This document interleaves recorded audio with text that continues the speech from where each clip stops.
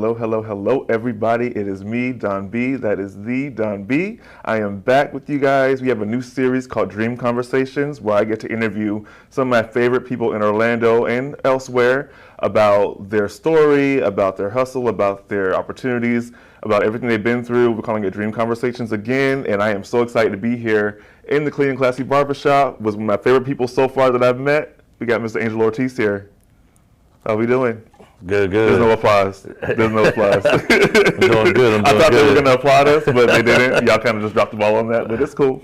Oh, I'm doing good, man. I'm glad to be here with you, Don. Good. Thank you for having us in here. We love the spot, man. Nah, thank you. It's beautiful. A lot of hard work. Yeah, thank you. So this is Dream Conversations. So we're starting, this is just like a sit down, get to know you, get to know who you are, what you're about. We met a few weeks back. It feels like forever ago now. Like, you know, it's like I've known you for years at this point. It does. But yeah, we just hit on a lot of similar topics. You have a lot of similar things that we're interested in, charity-wise, things like that. I think you're doing amazing things in the city. So I want to get your story, share it with the people, and see where we go from there. How's that sound? Sounds great, man. Let's do it. All right, so we're going to get a little deep. Okay. All right, we're going to start all the way at the beginning. I'm not going to make you cry, I promise. But if you do, that's better for the ratings. But let's start at the very beginning. Where did you grow up? So I grew up, I'm born in Seattle, Washington, Tacoma, Washington. Okay. But I grew up most of my middle school, high school years in West Virginia, Martinsburg, West Virginia. Nice. And that's quite a distance. How did we get from... My parents was military, Washington. so I grew up in a military background. So we traveled a lot, you know, from Tacoma, went to Miami, Miami to Maryland, Maryland to Florida, from Florida back to Maryland, West Virginia. That's where I am, and now I'm back in Florida. I can relate, military baby as well. What was the Navy, Army? My dad was in the Army, Mom was in the Army too. Oh, okay. So, Did they meet in... That what? Did they meet in the Army? Yeah, they met in the Army too. Oh, wow. Yeah, they met in Germany. Oh, wow. Yeah. When they was in Germany, yeah, they met. That's amazing. Yeah. So. My parents met in the Navy too. So, well, the Navy, not the Army. There you go. So, yeah, I bounced around a lot as a kid like that. So, that's what I want to know. I'm like, how do you get all the way over there? But that's awesome. From one side to the other, you know. So, West Virginia, tell me about that. West Virginia was cool. It was different. You know, definitely something that I wasn't used to at the beginning, but kind of grew on me though. Not for nothing. I mean, I grew up on 20 acres, 17 horses, 4 goats, 3 canine dogs. Wow. We had like full farm. Yeah, we did. We had 3 cats in the house. We had a little miniature pincher in the house too. But it was dope, man. The lifestyle was totally different. But it was fun though. Something that, like I said, just kind of grew on me. You know. At the end of the day, I mean, home is home. West Virginia is my home. Florida's my home, but West Virginia is my home, though. But this farm, this is like a self-sustaining. I mean, it was lifestyle. It was our own. It was our own personal farm. Wow. My dad, you know, married, you know, my stepmoms.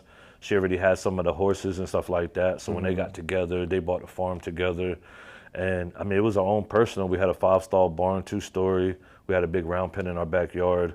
My stepmom worked for the VA, but she also did horse training on the side. Oh, wow. And then my dad was a cop in West Virginia too. He worked for the VA, but he also did like undercover on the side.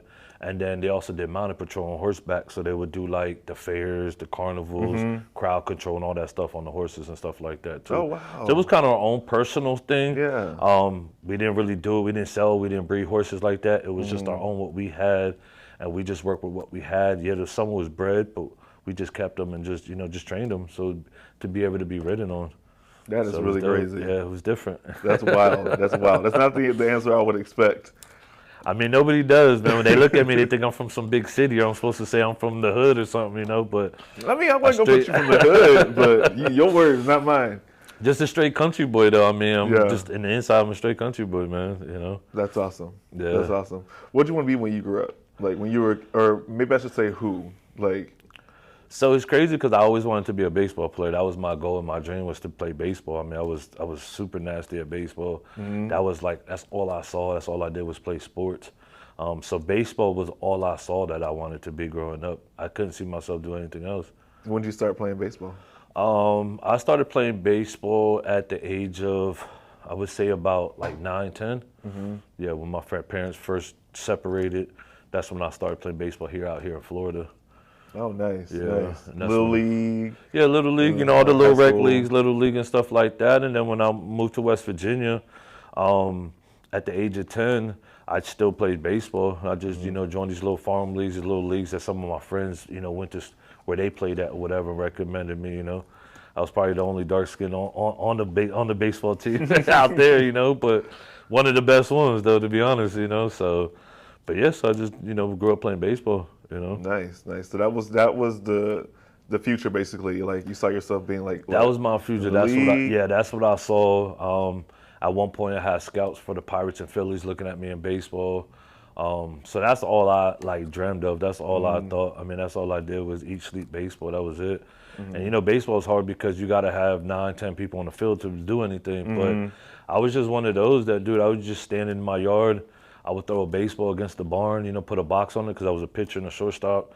So I would throw a box. I would try to, play catch with my dad, but he couldn't catch a pass a ball that I would throw to him, especially if I threw a curve or a slide or something. He couldn't catch it, Yeah. So it was just something I did by myself. I just hung out with my neighborhood friends, and that's what we did. We just always played baseball, rode bikes all over the neighborhood and played baseball. Nice. Yeah. You still play?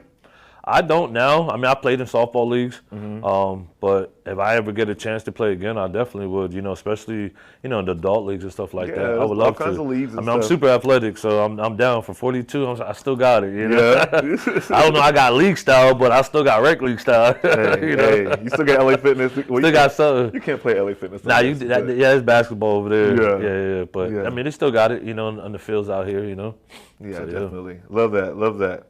All right, this one's a little bit. Well, before I get to that one, let's talk heroes first of all. Do you have any heroes like when you were growing up? Like, I have a superhero question I want to get to, but like in real life, like, do you have anybody you looked at, you emulated, like, I want to be this guy? Was it somebody in your life or somebody on TV? It's crazy because even though I don't have a tight relationship with my father like I would love to, I always saw him as my hero though, just because of who he was, how he was respected in the streets. I mean, when my dad walked out, it didn't matter where I went, where he was. Everybody knew who he was. And he was just, he was a strong, stern man, you know what I'm saying? He was, stern in his career. He was very stable when it came to his career, of his household and everything that he did. So on that part of just how he took over, to me, I would say he took over the world in his own way, in a good way, in a positive way, though. It's just the respect that he got.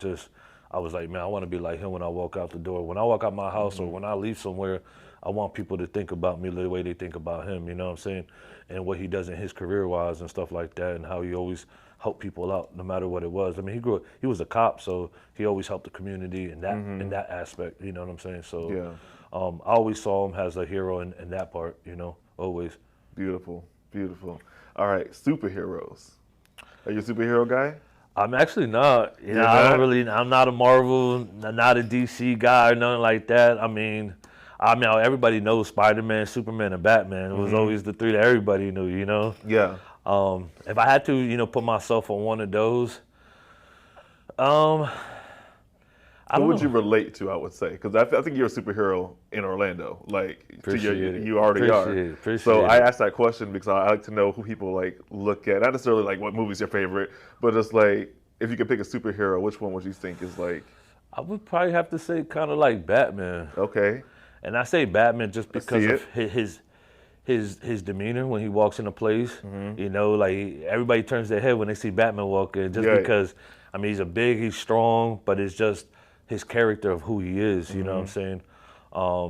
So I would say, Batman to be, for me, out of all three of those, I see that. Batman, he has a moral compass that he sticks to. He doesn't kill anybody, doesn't do anything. He could really mess somebody up, but he doesn't take it too far. He just does enough. Like, I see that. That's a good answer. If you would have said Superman, I would have been like, please. That is the most basic answer. So we talked about baseball and what you want to be. Now we're cutting hair. When did we transition to like you cutting hair first? So I started cutting hair at the age of 12. Like I said, with my dad being a cop in the military, he was very strict with haircuts. So you had to have a high and tight. If it wasn't high and tight, if you come back without your hair being cut right, he was going to cut it anyways for you. So I learned quick to just, make sure I cut my hair. And so I started cutting my own hair because, once again, I was in West Virginia. my family's from New York, so anytime we visit New York, I used to love to get my haircuts out there because they knew how to use a straight edge blade. And when you wanted a high and tight or bald fade, you was getting a bald fade. You know, in West Virginia, you ask for a bald fade, you can still feel the stumbles in your hair, you know? So I would go back home myself and I would take just the shaving razor, and that's what I would use to get that nice, clean baby skin feel on the fade. And then I was like, man, I could do this myself. I already got to rock a hairstyle short, you know, why don't I mess with it a little bit? So I just started messing with it a little bit myself, bro, and that's where it just kind of just took off for me. And then my dad was going bald, so I would cut his hair. And then I would just start messing with my friends in the neighborhood. And then that's where it took off, and that's where the whole cutting hair started, you know. Nice. You gave your dad the Travis Kelce? You know he invented that hairstyle? The fade. Oh, yeah? No. Have you heard about that? Nah. It's been in the news like all week. Like Travis Kelce gets a regular fade, like fades he will be getting for years and years. Okay. And now it's like they're calling it the Travis Kelce thing. And he came out and made a joke like, y'all don't give me that. Like I just get my haircut that way. But that is what everybody's. They're going. Millions of Americans are going into barbershops and asking for the Travis Kelce. They say, I'm like, who was asking for that? It's a fade. But Anyway. So yeah. So we're talking about your trajectory in cutting hair. How did we get from, you know, you're cutting hair at 12 years old, cutting your dad's hair, to Clean and Classy? I know you had a studio before this. So it's crazy because even though so I cut it hair. I graduated high school, moved to Florida. I went to the military myself. And then I always turned back to cutting hair, but it was never like my passion. Like I didn't find it as like, this is what I'm gonna do for the rest of my life. I wanna be a barber. I never thought of being a barber, honestly, never did. And I guess once I came back from the military, you know, landing different jobs, you know, I finally was like, you know what, let me go to barber school, let me try this out. And then I dropped out of barber school. That's when I had, you know, I got with my ex-wife and I had more kids. And then I was just in the furniture business forever. And then I was just cutting hair on the side, but then I felt like people were taking advantage of me when I come and cut their hair. Because now, you know, I'm coaching youth football, I work, I'm doing haircuts on the side, but it went from like, haircuts back then were what, $10? Right. So now it's like, all right, I need you to cut me and my 4 boys. But then it's like, all right, I'm cutting you on Saturday or Sunday or Monday, but you want me to wait till Friday to get paid. It's only $10, you know, a haircut. And then I got to wait a week to get paid. And then when I come over, I got to cut your hair in the garage or on the patio. We're in Florida. It's 120 degrees outside, but they don't want to sweep the floor. The wives don't want you to cut hair in the house and get hair everywhere. So I just felt like I wasn't valued at where I should have been valued as a barber. You know what I'm saying? So it just turned me away. So I stopped cutting hair for a few years. I would say at least more than 5 or 6 years. I landed in the shop. A kid that I used to coach football with, his dad owned a barbershop on Oak Ridge. So he told me to come and cut hair because he seen me cut my own kids' hair that was out there in the football field. I was cutting their hairs. So they was like, yo, just come cut, you know? So I picked it up as a little side gig on Oak Ridge in the hood.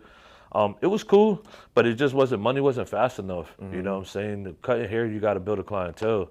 And sometimes that takes time. And then when you're not used to, you don't have a passion in it, you're not gung-ho in it, it's going to take you a lot slower, a lot longer to, you know, be where you want to be and make money of how you see all these other barbers making money. And then, I mean, honestly, bro, for me to have Clean and Classy, it started 4 or 5 years ago, literally a week before Thanksgiving. I shot a message to on social media. If anybody needs any last minute haircuts, you know, come see me, hit me up. So one of my good friends, I was really good friends with his younger brother, but he hit me up and we became close now. And he was like, yo, I'll come through. So he came through the house. I gave him a little haircut. And then that's when he told me that his girlfriend was working at a salon in Dr. Phillips. But the salon had its own section of a barbershop. 2 chairs, barber chairs, it's his own section. You don't have to deal with none of the salon stuff. You don't have to deal with none of the girls. It's his own section. And I was like, all right, bet. How much they charged? And he was like, 35. I'm like, 35 a haircut for men, kids, and, you know, older gentlemen? He's like, yeah. I'm like, from 10 to 35. From 10 to 35, I was like, oh shit, all right, bet. You know, that sounds great. You know, so I was like, all right, let's do it. So he gave me the connections, man, and then the manager of it, she made me cut 2 different hairstyles. One was like a high top Gumby fade on on a minority, and the other one was a scissor cut on a Caucasian kid. You know what I'm saying? So it was like two of the opposites. You know what I'm saying? I did them both, and she hired me on the spot, and then that's where it started. That's where the Nice. whole haircut thing came back, to cutting hair. And that's when I just kind of just flourished from there. Still not understanding my God's gift, really. I was like, yeah, I cut, but still didn't have a crazy passion about it still. It still wasn't there. I still didn't have it in my heart yet still. I still had times where I was still feeling like I was searching for something else. At one point, I was going to leave cutting hair to go into a trucking business because one of my friends owned his own trucking business. I was a superintendent of a construction company while I was cutting hair because I was only cutting like part-time on the weekends because they already had a Monday through Friday barber. So here I'm only a weekend barber. So I was doing other things. I got injured on the football field. I tore my ACL and fractured my patella. So that changed like what I was doing before, which was furniture deliveries, what I did out here for like 14 years between that and the gym. And then once that happened, I was like, man, I can't do it. So that's where it stirred me to like, all right, now I'm gonna go to the gym. And then now, I got to figure out the whole haircut thing. COVID happened. When COVID hit, the full-time barber they had, he was trying to steal clientele, wanted to go mobile. And so they got rid of him. They let him go. And that's when the opportunity, in my head, I was like, man, I'm making decent money, but it's all right. But I would never get the full potential of cutting hair if I'm only doing it Saturdays and Sundays. And then going from the hood to a high-end area, you notice that being in the hood, everybody comes in and gets their haircuts Friday, Saturday, Sunday. It's busy. They get haircuts, they already go out and party on the weekends. When I'm at a high-end, I realized that nobody was really coming in on the weekends. Everybody comes in Monday to Friday because these are business people. They can come in on their lunch break. They can do an hour, 2-hour lunch break and get haircuts and go back to work. You know what I'm saying? On the weekends, they're spending time with their family or figuring out how to make more money. So it changed the perspective. So I was like, oh man, I'm never going to get the full potential just doing this part-time on the weekends. So since they had fired old boy, they were looking for another barber to come in. And one of the ladies that's there, older Dominican lady, she always told me, she's the one that suggested to them, like, hey, why don't you offer it to Angel? And then when they came and offered it to me, I was like, man, let's do it. You know what I'm saying? So at the time, I was working for Amazon doing deliveries because COVID was around. It's the only thing I was really able to do.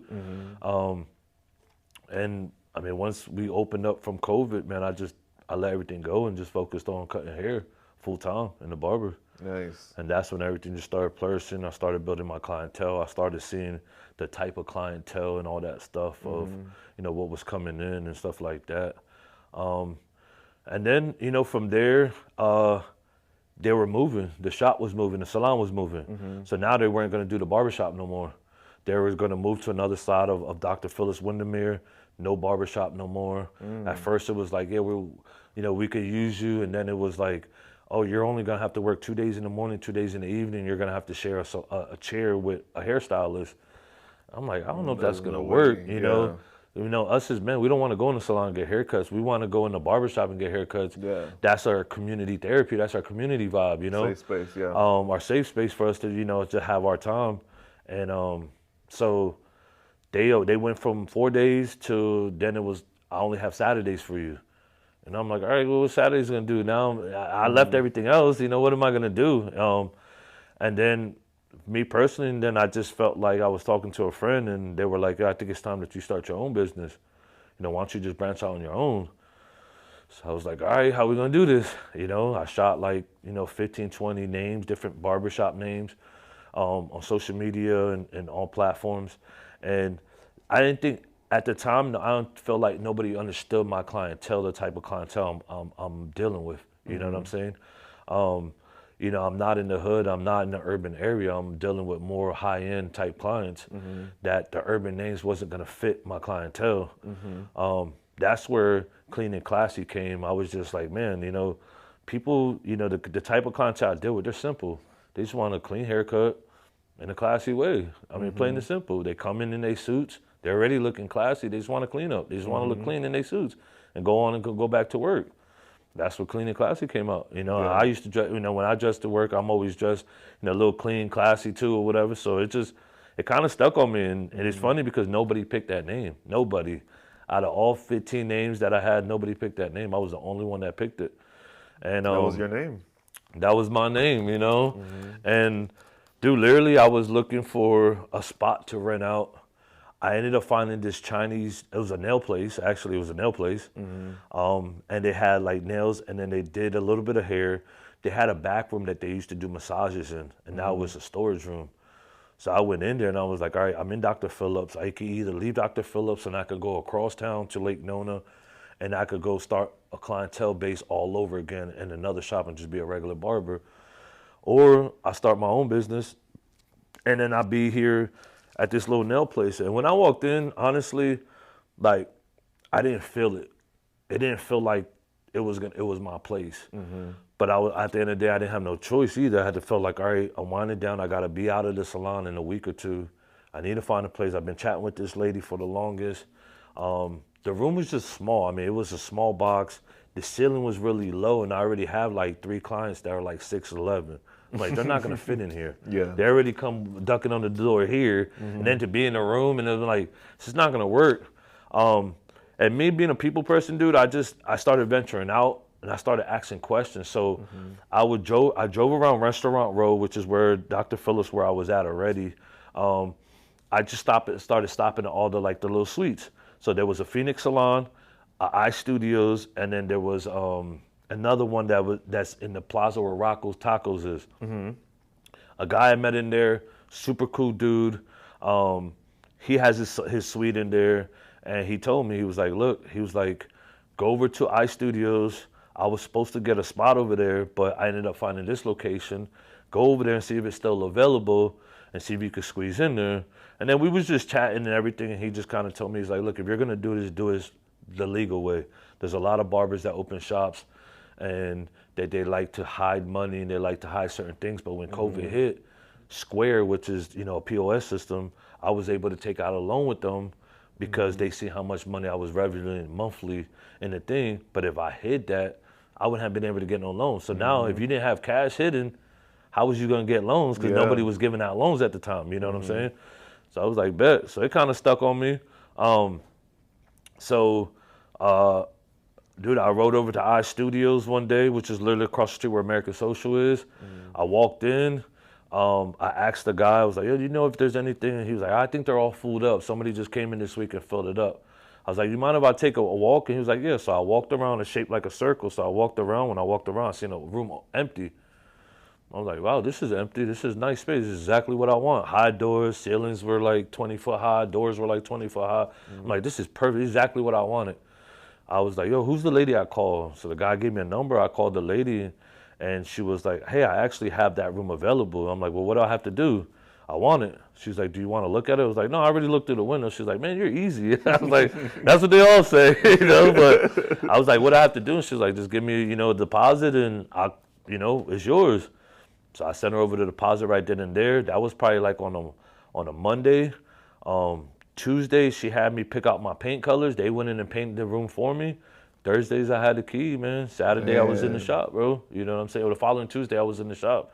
And that's when Clean Classy started, I started with a little suite, on that part. I don't want to glaze over what you did, because I feel like a lot of people struggle with, like you said, you're God's gift, right? You were looking for other things, but it seems like it was right there in front of you the whole time. And then as soon as you acknowledged it, all these things started kind of falling into place. Yep. So what advice, I mean, maybe that is the advice, could you give to an entrepreneur, somebody that is looking to do multiple things, but they have that one thing they could do that is scared to jump into it? What was your moment of just diving in? You know what? Certain things started clicking on me. I'll take it back to, there was an old gentleman that I ran into in Winter Park. So I had a situation. Somebody had cut the cords off my clippers. Back then, clippers had cords. Somebody cut the cords off my clippers. And then I had to find somewhere to get the clippers fixed, and I found this old gentleman out of Winter Park. He's still a barber in Winter Park. And he told me 2 things. He said, if you want to make money, you have to drive to your job, and you have to charge more than $20 a haircut. If this is what you want to do, if you want to retire as a barber, if you want to make good money, you have to charge more than $20 a haircut, and you have to drive to your job. Nobody makes money with a job around the corner from their house. Like, you have to drive for it. And so when I told my boy, he told me about the whole, Dr. Phillips, I'm like, well, I lived on Cimarron, so I'm like, yeah, that's a drive, and it's more than $20 a haircut. That's when it clicked. So that's when made me chase that. The God's gift, man, I just think it was, understanding and running from it for so long. And I just think finally when it clicked was me landing out there in Dr. Phillips, seeing the difference. And then just, what the old man said, what a lot of my friends said that's known me for years of cutting hair, like, oh, you should have been did this, or you should have been a barber, you could have, you would have, you're nice with it, you could have, but I just, in my heart, I didn't feel it, but I think when I landed in a good area and realizing, the money, the time that I had because the money was good, now I have more time for myself, I have more time for my kids, and then helping the community. Once I started realizing me giving back, because I didn't have it financially, which I still don't, but we all have a gift to give back. And once you realize what your gift is or how you can give back to your community, that's your gift.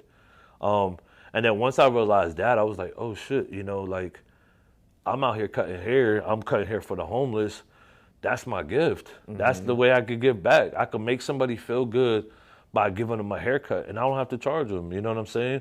So that's where my gift was, and it was just a reassurance of what people was telling me, and then everything just started like clicking, like coming back, and started clicking and clicking. And then I think as I got bigger in my faith and closer, that's when everything started clicking too, and I started realizing, all right, you know what? I think this is it. Yeah. I think this is time. You know what I'm saying? Yeah. That I go chase what my God's gift is. Yeah, I love that. I think sometimes gifts can come so naturally to us that we don't realize the weight of it, right? Like, that's an amazing skill. You know what I mean? You can do so much cutting somebody's hair, make them feel totally different, but you've been doing it since you were 12 years old, and you probably never saw it as this, but you got one thing can shift your perspective on something and change your whole course of life. Yeah, I love that. I love that. Well, you touched on a little bit about the charity, what you just said about haircuts for the homeless. Let's get into Haircuts Change Lives. So the Haircuts Change Lives just started. Like I said, I was in Dr. Phillips. There's homeless that be around the area, but there's no really community thing out there. So one thing that I always wanted, somebody reached out to me and said that they had somebody that was working on a nonprofit organization, and, they wanted, some barbers to cut hair in it. And I'm like, well, sure, let me try it out. You know what I'm saying? And I went and I did it. And it was just the feeling in myself and in my heart of what it felt like, because we know what it feels like to have a haircut. I know what it feels like to have a haircut. A lot of people do. So it's the best feeling in the world. So just to be able to bless somebody with a haircut, not knowing how long it's been since they had a haircut, it was priceless, bro. Just the smile on their faces, the conversations we had. We all go through things in life, and sometimes we feel like we're in a bad situation, but there's a lot of people that's in a way worse situation that makes our situations feel more blessed. So me helping out and just helping, that's what I created Haircuts Change Lives, dude. It was just something that just popped up in my head. And I'm like, man, you could take it however far you want to take Haircuts Change Lives, but, it's very meaningful to people that, that are unfortunate to be able to have a haircut, and that's what I started. So I work with this one girl named Jennifer with the Desiree Foundation, which is local here in Orlando off of the Paramore. We focus on the Paramore neighborhood, Paramore kids. So I work with her. My church, Alive Church, we do Surf Saturdays, so I partnered with them and I help them out, when they do Surf Saturdays. And it's just something that I just feel like it's in my heart to do. There's a lot of barbers that don't understand it. I don't expect them to either. A lot of barbers are selfish. They think about how can you cut hair for the unfortunate the day before Thanksgiving, the day before Christmas, the week of Christmas, the week before all holidays, knowing that that's our busiest time of the year. We make crazy money those days, you know what I'm saying? But at the end of the day, my purpose of expanding my business was never about the money. It was about to give me more time so I could go help the community, be able to make money, because having a suite, I would step away. Now I'm not making no money. Yeah. Now I could step away and I still make money. I won't make money cutting hair, but I could still make money from my barbers, renting their chairs out, which gives me the opportunity to be able to go out and bless the community more and be able to help the community more. Because now I'm still got some type of income still coming in to be able to survive with, Yeah. Yeah. It's awesome. Talk about the swag.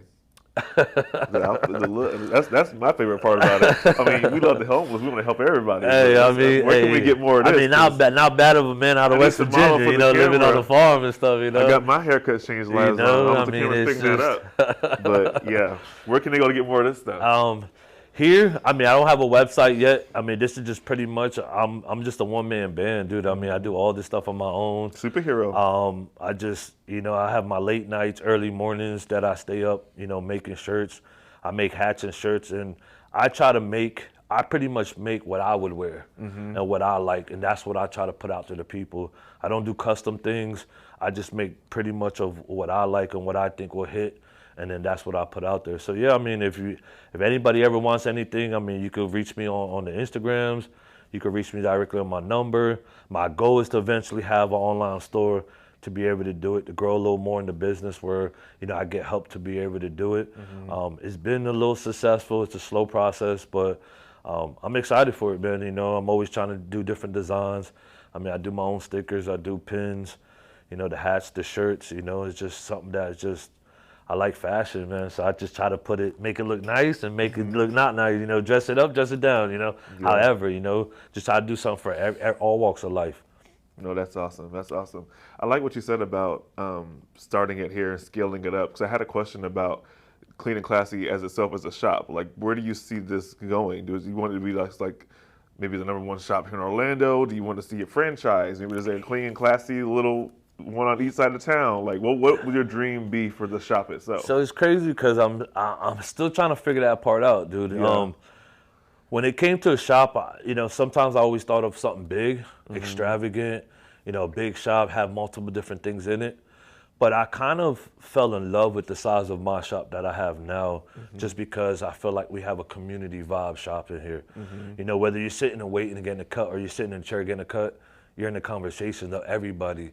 A shop too big, when you're waiting for a cut, nobody speaks to you until the time you come sit in the chair. Yeah. So I like that. Even though you're sitting waiting, you're still vibing in the conversations. You're still getting it. So I like that community vibe when it comes to a barbershop. I like the community barbershops instead of just secluded, just thinking about our clients being a number, because we're not a number. We're a name and we have stories behind it. And us as barbers, man, that's what we're here for. We want to hear your stories. If there's anything that we could help out, any suggestions we could do, we want to put it there for you, help you out.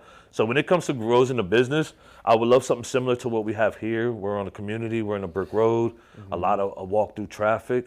But I'm not sure. If it will go bigger in multiple shops, I would like them to be franchised so it keeps the clean and classy look on it, always.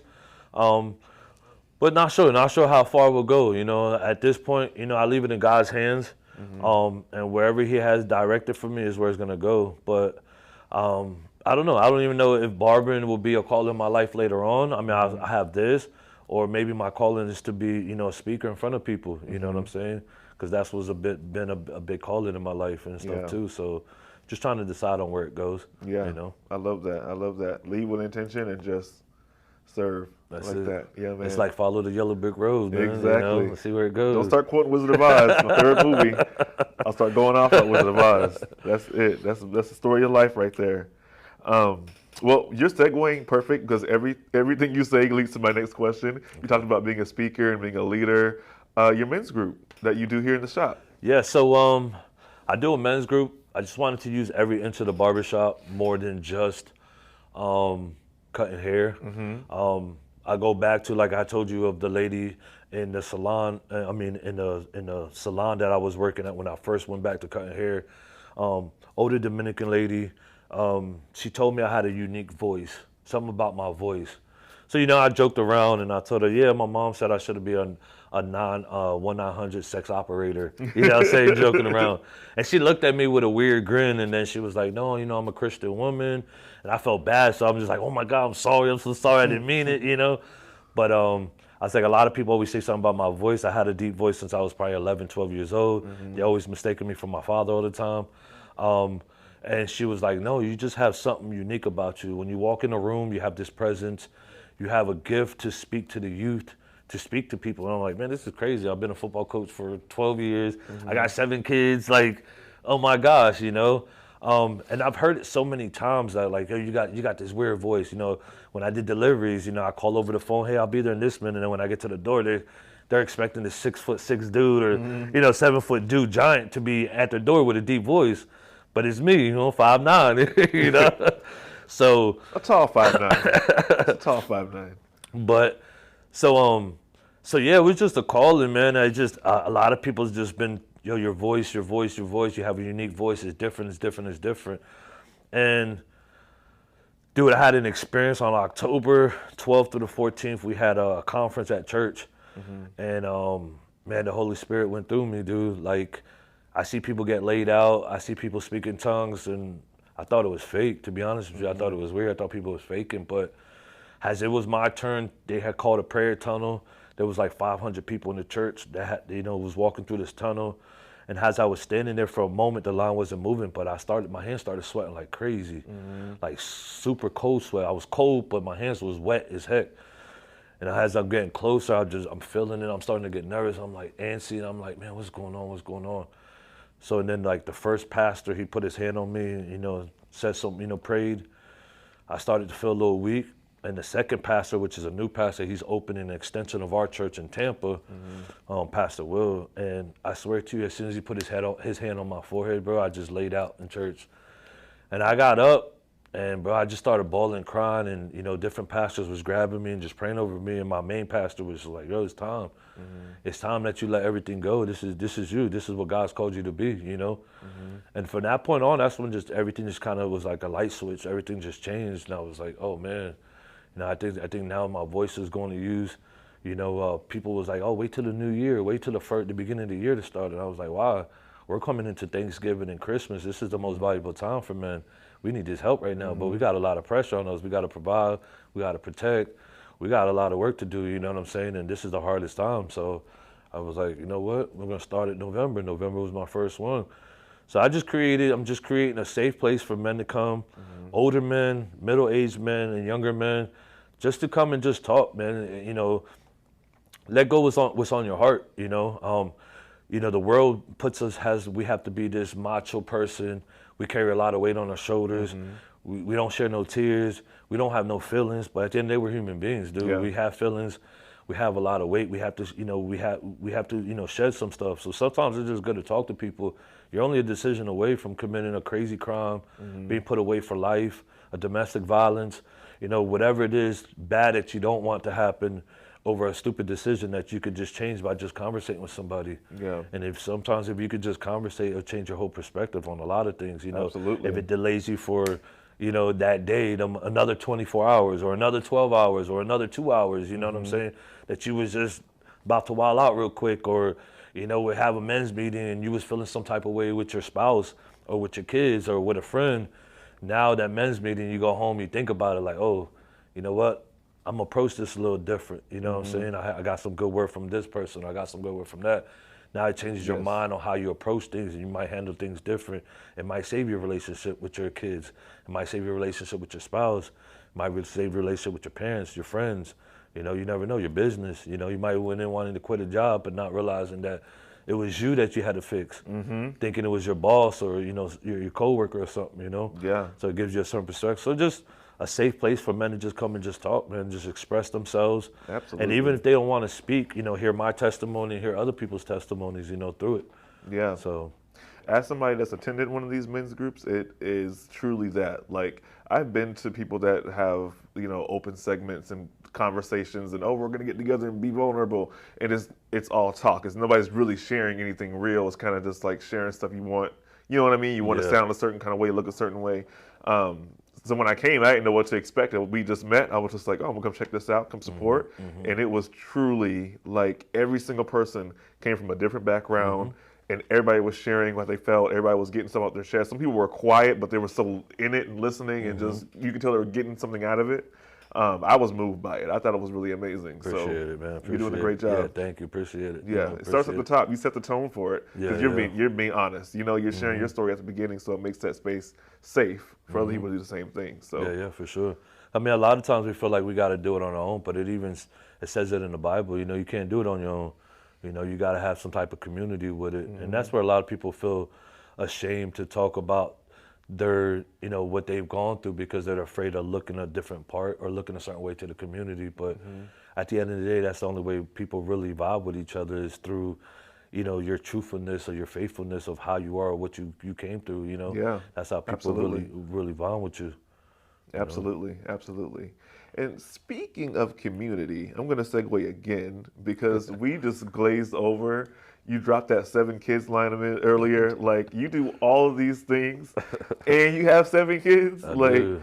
First of all, looking straight into the camera, nobody has any excuse not to be out here doing anything. We all get the same 24 hours in a day. And you have the time to do all this and being active.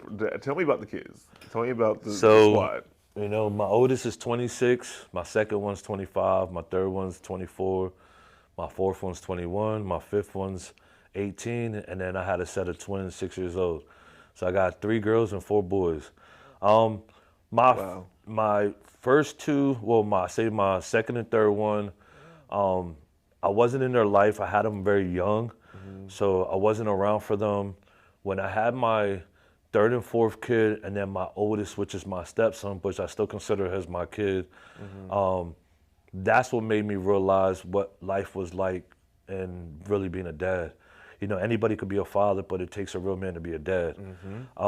That's what made me realize what it was like to be a dad. I moved away from my second and my third kid. I moved out here to Florida. They were still in West Virginia, so it was tough.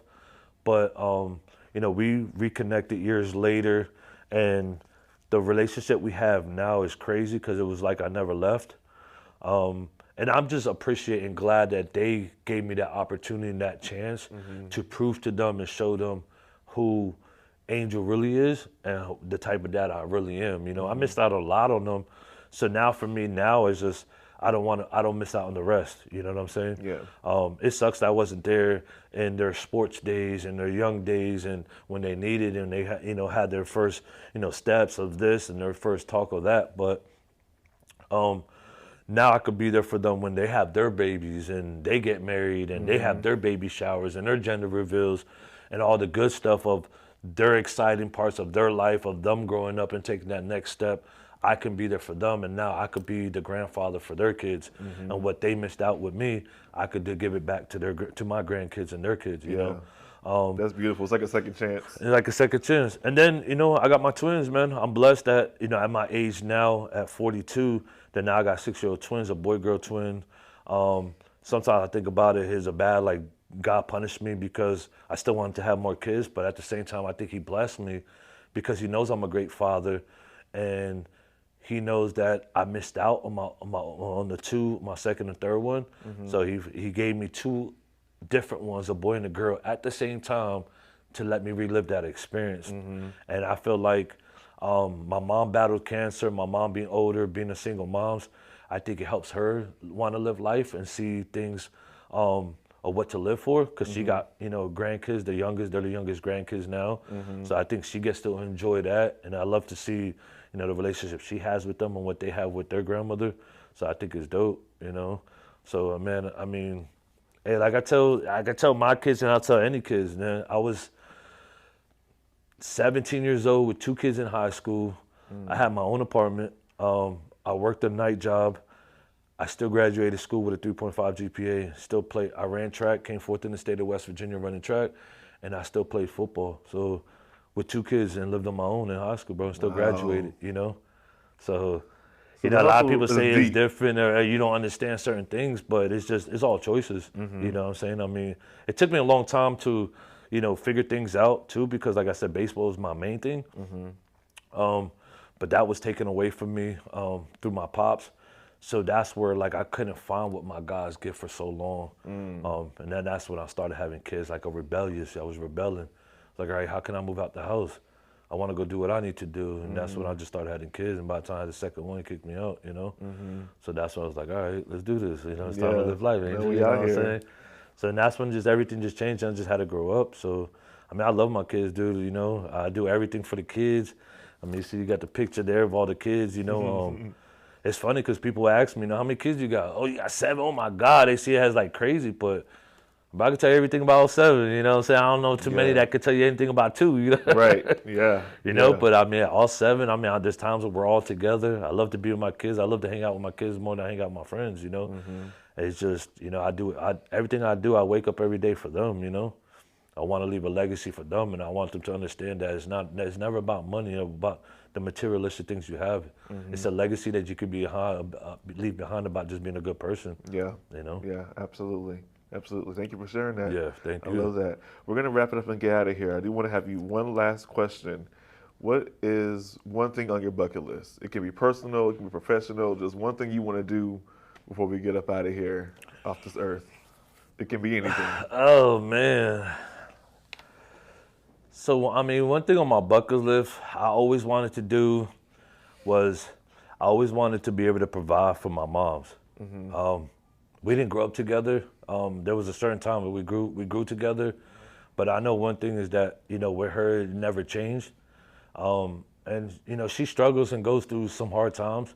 So one thing that I always wanted to do was just be able to help her out and take care of her, that her last years that she's on this earth, that she don't have nothing to worry about. So that's always been one of my biggest things, you know. That's beautiful. You will. Yeah. You'll do it. You do it. You're already on Appreciate your it. way now. Yeah. Well, I appreciate your time for this. This is amazing, Nah, man. thank you, man. Your I story is appreciate so it, too. inspirational. Everything about it. We could talk all day. Yeah, like, yeah, we nah, got for the wrap sure. it up signal from our lovely crew back here. But thank you so much for this. Nah, I thank really you, Don. I appreciate it. appreciate you, man. I Thank really you so do. much, man. Thank you. You know, appreciate You're welcome. it. Thank you. You're welcome. We'll do it again sometime. Yeah, for sure. Thanks. Before we get out of here, where can we follow you? Where can we find you? How can we keep up with Haircuts? So Changed as of Lives? now, I have on Instagram, it's Clean and Classy. It's clean with 2 N's, Classy 321. That's my Instagram tag. And then on Google, I'm on Google, Clean and Classy Barbershop. It's clean and with the and symbol, Classy Barbershop. Orlando, Florida is where I'm at. I'm working on a web page and Facebook and all that stuff. But right now, it's just, like I said, I'm a one-man band, so I'm working on building the teams. But you can find me on those, you know, for now, you know. That's awesome. But shop-wise, I'm downtown Orlando, Thornton Park. I'm here, you know, so I plan on being here for a little while, and, you know, that's it, you know. I love it. I love it. Well, I'm going to throw us out of here. So thank you guys so much. Thank you guys so much for joining us. I got to the wrong camera, but it's all good. Dream Conversations, it's a wrap. Our first one with Mr. Angel Ortiz. We enjoyed him so much. Follow us on Independent Dream Factory across all social media platforms. YouTube is our new medium, so this will be up on there for everybody to see. And stay tuned. We'll have more conversations coming at you very soon. We're out.